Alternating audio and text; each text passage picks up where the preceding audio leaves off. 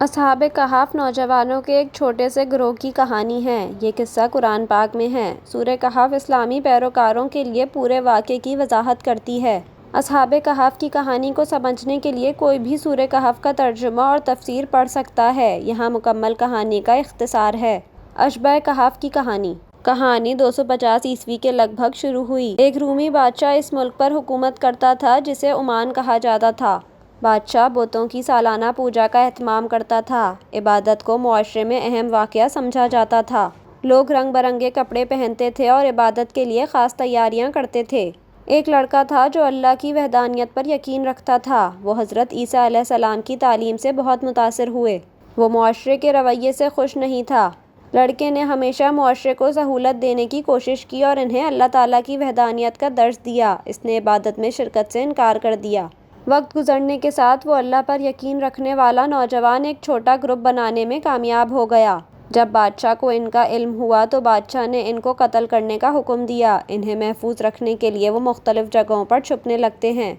ایک بار وہ ایک چھوٹے سے گاؤں سے سفر کر رہے تھے۔ ان کی ملاقات ایک کسان سے ہوئی۔ انہوں نے کسان کے سامنے اسلام کی تبلیغ کی اور اسے اسلام قبول کرنے پر آمادہ کیا۔ کسان ان کے ساتھ چلنے پر راضی ہو گیا۔ کسان کے ساتھ قطمیر نام کا کتا بھی تھا۔ انہوں نے سفر شروع کیا اور ایک غار تک پہنچے۔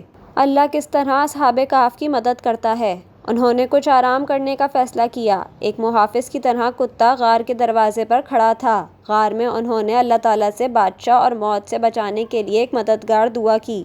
اللہ تعالیٰ نے ان کی دعائیں سنی اور ان کی مدد فرمائی۔ نوجوانوں کا گروپ کتے کے ساتھ اس غار میں 300 سال تک سوتا رہا۔ جب وہ بیدار ہوئے تو انہیں معلوم نہیں تھا کہ 300 سال گزر چکے ہیں۔ انہوں نے اپنے گروپ کے ایک نوجوان کو بازار سے کھانا خریدنے کے لیے بھیجا تھا۔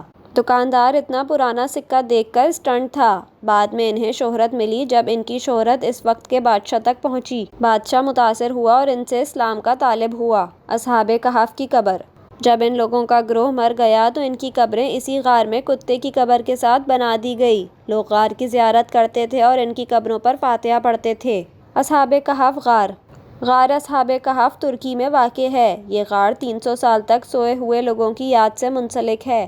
ان کی قبریں بھی اسی غار میں موجود ہیں۔ سالانہ بہت سے اسلامی پیروکار غار کا دورہ کرتے ہیں۔ غار اصحاب کہف کو 7 لوگوں کا غار بھی کہا جاتا ہے کیونکہ وہ 7 صحابہ تھے۔ یہ غار عمان کے قریب واقع ہے۔ غار کا تعلق ہند سے 7 سے ہے کیونکہ اس میں 7 قبریں ہیں۔ غار کی چوٹی پر ایک بار ایک چرچ تھا۔ چرچ میں عیسائی اپنی مذہبی دعائیں کرتے تھے۔ بعد میں چرچ کو مسجد میں تبدیل کر دیا جاتا ہے۔ مسجد مسلمانوں کے قبضے میں ہے۔ مسلمان اس مسجد میں نماز ادا کرتے ہیں۔